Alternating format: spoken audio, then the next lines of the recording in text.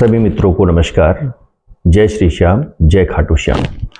मित्रों, आज हम आपको बार्बरीक की पूजा खाटू श्याम के रूप में क्यों की जाती है, इसकी एक छोटी सी कथा सुनाते हैं, बताते हैं।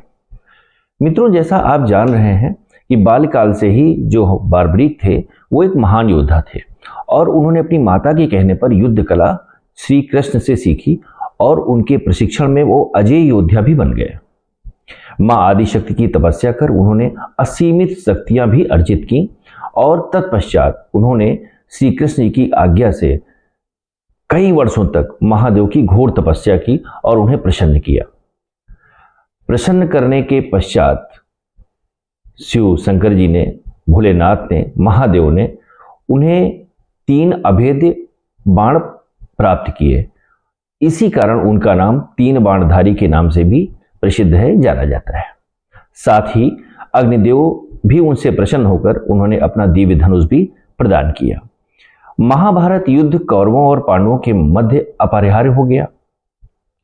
यह समाचार बार्बरीक को प्राप्त हुआ तो उनकी भी इच्छा हुई कि मैं युद्ध में सम्मिलित हूं और साथ ही उन्होंने अपने माता से आशीर्वाद प्राप्त करने पहुंचे तो मां को यह वचन दिया कि मां, मैं हारे हुए पक्ष का साथ हमेशा दूंगा। और उसके बाद में वो अपने नीले घोड़े, जिसका रंग नीला था, पर 3 बाण और धनुष के साथ कुरुक्षेत्र की रणभूमि की तरफ अग्रसर हो गया। सर्वव्यापी श्री कृष्ण ने ब्राह्मण वेश धारण कर बार्बरीक से परिचय प्राप्त होने के लिए उन्हें रोका और यह जानकर उनकी हंसी भी उड़ाई कि वो मात्र 3 बाण और एक धनुष लेकर के युद्ध में सम्मिलित होने के लिए आया है।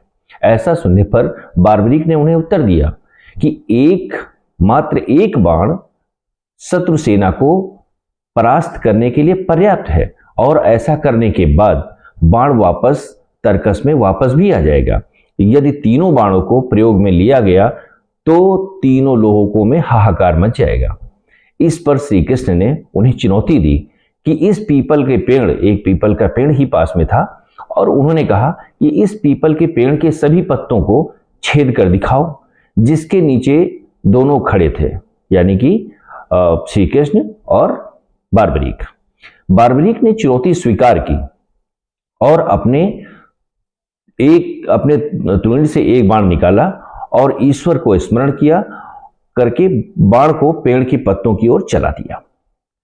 तीर ने क्षण भर में पेड़ के सभी पत्तों को भेद दिया और श्री कृष्ण के पैर के इर्द गिर्द चक्कर लगाने लगा, क्योंकि एक पत्ता उन्होंने, यानी कि श्री कृष्ण जी ने, अपने पैर के नीचे छुपा लिया था।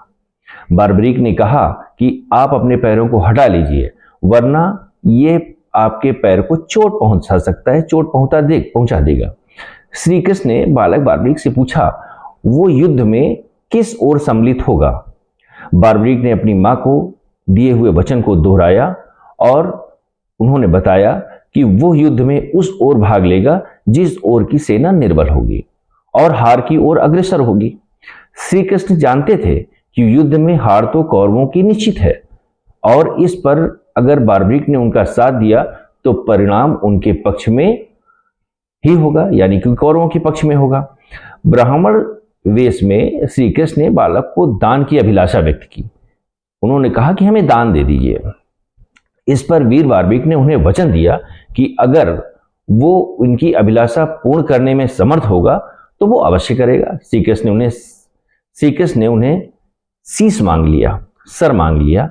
बालक बार्बरीक क्षण भर के लिए चकरा गया, परंतु उसने अपना वचन की दृढ़ता जताई और बालक बार्बरीक ने ब्राह्मण से अपने वास्तविक रूप में आने के लिए प्रार्थना की और श्री कृष्ण के बारे में सुनकर बालक ने उनके विराट रूप के दर्शन की अभिलाषा व्यक्त की।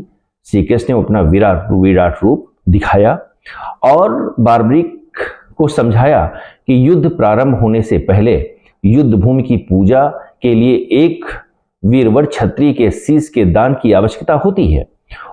उन्होंने बार्बरीक को युद्ध के सबसे वीर की उपाधि से अलंकृत भी किया, अतएव उनका शीश दान में मांग लिया। बार्बरिक ने उनसे पूछा, प्रार्थना की कि वो अंत तक युद्ध देखना चाहते हैं। उन्होंने अपनी इच्छा जाहिर की। श्री कृष्ण ने उनकी यह बात स्वीकार कर ली। रात भर बार्बरिक ने अपने आराध्य भगवान शिव की पूजन अर्चन की और फाल्गुन माह की द्वादशी को स्नान आदि से निवृत्त होकर पूजा पाठ की, अर्चना की।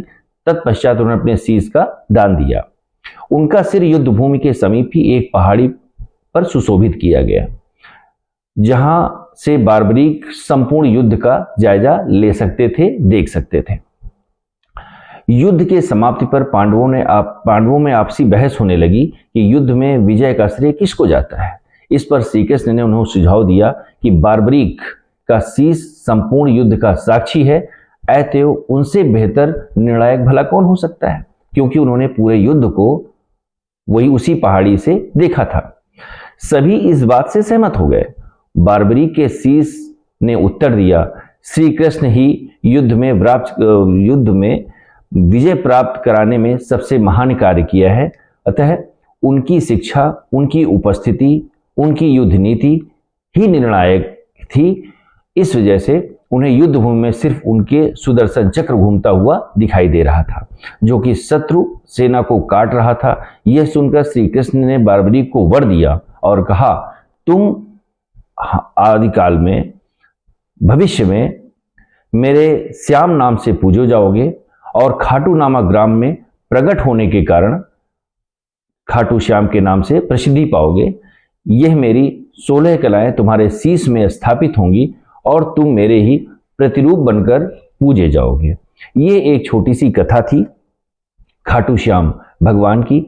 अब मैं आपको बताता हूं कि जनपद रायबरेली में जिस तरह से राजस्थान में खाटू श्याम भगवान का मंदिर है, वैसे ही रायबरेली में, अहिया रायपुर में खाटू श्याम भगवान का मंदिर बन चुका है, जिसकी प्राण प्रतिष्ठा का कार्यक्रम 16 और 17 फरवरी में है। कलश यात्रा 13 फरवरी को हो चुकी है। अब आप सभी से निवेदन है कि जब भी मौका मिले अपने परिवार के साथ खाटू श्याम मंदिर, जो कि रायबरेली में, अहिया रायपुर में स्थित है, वहां पर दर्शन हेतु निश्चित रूप से पधारे। भगवान आप सबका कल्याण करे। जय श्री खाटू श्याम।